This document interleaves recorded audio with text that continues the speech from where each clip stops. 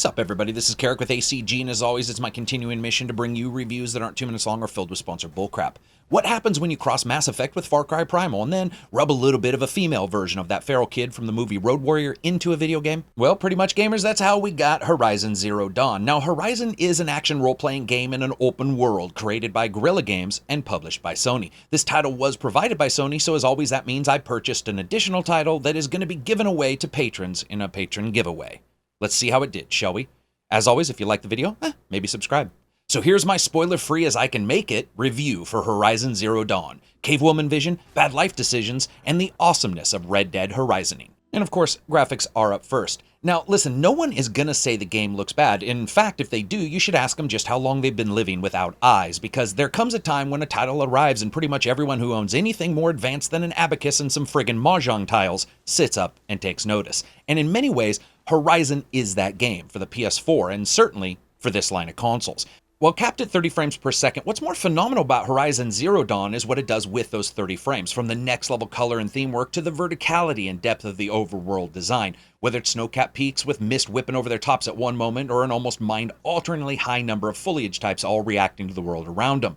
Walking around in Horizon absolutely elicits moments where you are shocked you are playing this game on a console. There's just an incredible amount of variety here. 1 second you're slinking stealthily through neck-tall flowers intent on turning your target from a Dinobot to a GoBot, and the next you're sprinting down lush valleys trying to escape 3 flying robot thingies that look like pissed-off intelligent parrots got a hold of an erector set. What's so impressive here is that almost every aspect of Horizon Zero Dawn looks that good. While some low-detail textures do crop up from time to time, the world's overall appearance is like something really never before seen. And to me it feels like it's because the level of polish is the same throughout the entire game. One of the most magnificent parts is the pure mechanical malevolence of the machines themselves. Purring, whining, spooling up creatures of devastation. Each has a completely unique design, some eliciting thoughts of flightless birds or angry hunting lions. Others actually look like a radar dish and a giraffe both fell into a mixture of Spanish fly and Viagra. Their attacks are as varied as their design, and moments of, oh, I am sure I am safe here, are usually met with, nope, guess not, as they smash headlong through some piece of destructible scenery. Now that doesn't mean everything is perfect in the land of the somewhat lost. First, we have filtering issues that really do crop up, with it stretched out to a somewhat longer degree than many other games, but you can still see that occurring in front of you, as well as some annoying pop-up in the geometry and level design as well. It's nothing unexpected in an open world title, but it's noticeable, so I gotta tell you.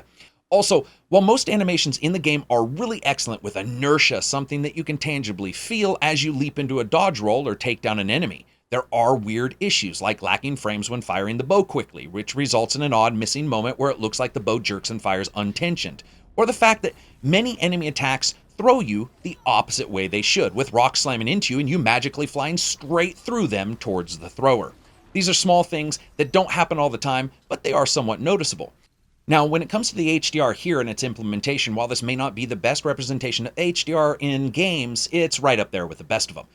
And of course, all this brings us to resolution and frame rate. Now, while the PS4 is at 1080p and caps at 30 frames per second, the PS4 Pro has a patch that just released this morning prior to the review that I got to test, and that gives you a choice between choosing what's most important, resolution or frame rate. Oddly, they kept the frame rate locked at 30 FPS, which means for the most part, it makes absolute sense to simply play the game with the higher resolution choice on the Pro. For the most part, the game sits at 30 FPS almost the entire time, and if you choose the performance mode on the Pro, it stays there 100% of the time, with some juggling of resolution. On the PS4 original, you just get a couple lower detail textures, but your frame rate still holds at 30 almost 100% of the time. You know, when I think about it, to me, as a package, the game is amazing, and while the cutscene actor models can look a bit scary, and there are issues, as I said, that crop up here and there, Horizon is still one of the few games that astounds both on a purely technical initial viewing, but even after you've lived for more than a work week within some of its environments. Sound, music, and voice.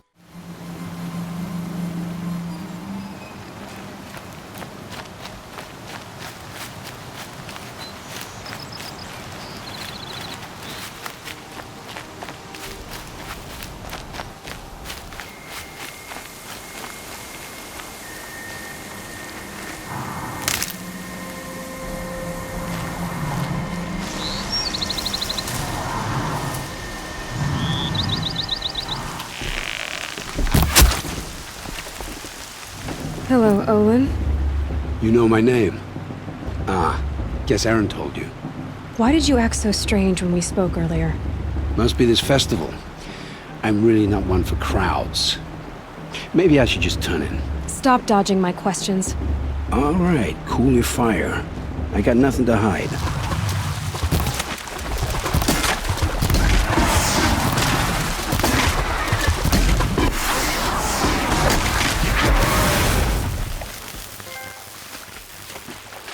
And of course, we'll go with sound first. You know, other than one issue, which I'm going to get to in a second, this actually sounds pretty amazing. From the wicking away of heat from a fire as it cracks and burns when you find the world's most misplaced campgrounds, to the hustle and bustle of busy city streets or village festivals. Absolutely incredible environmental work here with discrete source layers all melding into one another that really works to solidify those places as being real and actually lived in. Jump into battle and it doesn't matter if you're hacking enemy rear ends or firing a burning glob of questionable goo into the face of a roaring enemy. Everything's actually really well defined and within its own space in the audio spectrum. Now, because the game has no real lock-on system, this is vital as the sound of a beast as it prepares to hit you so hard it's like obviously trying to erase other people's memories of you can actually be the difference between life and death. There's one issue though, and it connects to that. The separation of stereo is actually a bit tight here, and this was tested on two different systems using 7.1 and 5.1, and also Audio-Technica headphones. And the game doesn't have separate options for headphones, home theaters, and so on. It just has volume adjustments. At times, this made identifying exactly where an enemy was or wasn't a tiny bit harder than I actually would have liked. It's not instantly noticeable, but for example, sometimes running through the forest and hearing a villager crying for help is less of a, oh, there they are right there, to a, I think they're over there somewhere. When it comes down to it, they're small quibbles, but occasionally they did impact the gameplay. Overall, I'd say the sound is actually really good, and easily it's one of the most tonally varied of the games that I've heard in many years. Music. The heavy use of overlaid vocals on mixing tribal beats, then fading into absolutely nothing to let the game's soundscape sort of hit you full force. Horizon knows that the soundtrack really needs to be impactful but not invasive, and for the majority of the gameplay, this hits pretty perfectly. For me, though, one of the greatest moments was when the game stretches its legs with surprisingly ominous themes during sojourns into places no one should rightly go, and the strange vibey techno synth that accompanies them. It adds an almost mystical layer to this techno universe itself, and it does a really excellent job connecting what you're hearing with what you're seeing, but also feeling different. As a complete package, really good music. Voice. So, while this is almost uniformly good, there are a couple that miss their mark. And of course, there's that one particular scene that's been seen no end of times on YouTube, and if people are wondering if the voice acting there was done via text-to-speech, no. It's just one of those moments, and it's not bad throughout the game, but there are a couple issues here and there. Each character, for the most part, delivers a performance that's reflective of the situation itself, if not sometimes the wider political situation occurring within the game and the world proper. Now, Aloy herself is done very well, if a bit tone-deaf to some particular circumstances that are going to crop up. But some of the side characters you see and meet here throughout the game are really outstanding. Now, due to spoilers, I can't mention some of them, but while I like the main character, there are some excellent performances from the highly talented side characters roster that nail their spots, from the I want to hold your head underwater for a little bit kind of bad guys you just love to hate, to sort of some questionably driven side characters always seeming to spin things just a bit every time you speak to them. While there are a few duds, as a presentation, pretty good. And of course, all this brings us to gameplay and a bit about the story. Now, you play as Aloy. You start out as a child and an outcast, taught the ways of the world via your adopted parent, Rost. You learn that at some point long ago, some major crap happened, resulting in most of mankind sharing the world with robotic monstrosities and basically being returned to an almost hunter-gatherer level of society. Think Clan of the Cave Bear plus the Matrix. As an outcast, you follow Aloy's story from her desire to end that situation, but also the overarching larger story of what the hell actually happened and who she is. You know, from start to finish, I actually felt the story was pretty good. It's not amazing, but it's told at a robust pace, and despite its open world chops, there's actually very little of that narrative dissonance we get when someone says, go here, ASAP, and you show up 5 years later after skinning an entire world full of rabbits, and they're like, hey, thanks, man. Make no mistake, that actually does happen in Horizon, but it attempts little narrative and vocal cues and elicits some masterful pacing, and it has a tight leash on the usually bloated open world mechanics that keeps that feeling somewhat at a minimum. Now, as Aloy, you of course need to protect yourself from the machines that occupy this post-apocalyptic land. You can use a variety of ranged weapons, from heavy bows that shoot elemental arrows, to slingshots that do crowd damage, to thunderous machine gun spike rifles that look like something that didn't make it into the final cut of Blade 2. Think forearm-sized spikes of wood flinging towards your enemy innards at chainsaw speeds, and you pretty much get the idea. Different versions from uncommon to rare can be found throughout the world. Now, Aloy also has her trusty spear, which allows for light and heavy attacks. Most weapons can be augmented with modifications stolen from the machines you slaughter or bought from merchants in addition, or adjusted still using a fairly robust skills section that adds unique modifiers to the weapons, like being able to leap from cliffs onto enemies or knocking down machines more readily with the heavy attacks. And these skills are gained as you complete quests and get skill points. What works here so well, at least to me, is the intrinsic connection of world and weapon. We have seen it before. Great, I have a bony club and I'm going to hit you with it. But here, the tit for tat of weak spots on enemies with your chosen and outfitted weapons. And there's this fine game of readiness versus reliability that plays out. And when you do it well, you can actually feel that gameplay mechanic being returned to you.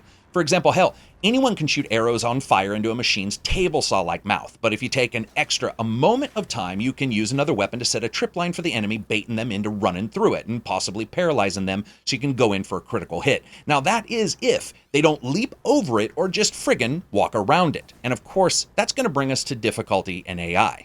And I'm going to be honest, this is hit and miss. Now, as you guys know, I test difficulty from the easiest for folks taking their first foray into open world forests, all the way to very hard for folks who like to play Dark Souls while doing calculus homework on the side.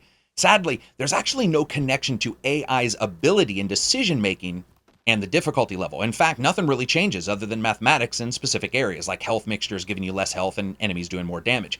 And while the various machines in Horizon require excellent, unique combinations of attacks and defensive styles due to their usually intelligently used arsenals, you're going to have a sad realization when you notice that the fact is the human enemies in the game are sort of terrible. These guys make Ogre from Porky's look like a Mensa member. If they aren't running towards you and away from you in a straight line, they're milling around on the opposite side of the door, obviously trying their hardest to run to you, but, well, actually not really, because the door is like 1 foot away. It doesn't mean they can't hit you. They can, and watch out if they get in close, because they have no problem separating head from body, and they will often. And sometimes their crossfire has an, oh shit, now they know where I am moment to it. It's just that from the moment you see them to the moment they get close enough to do damage or decide to shoot an arrow, you get that feeling in the pit of your stomach like watching a good friend totally bomb a social interaction.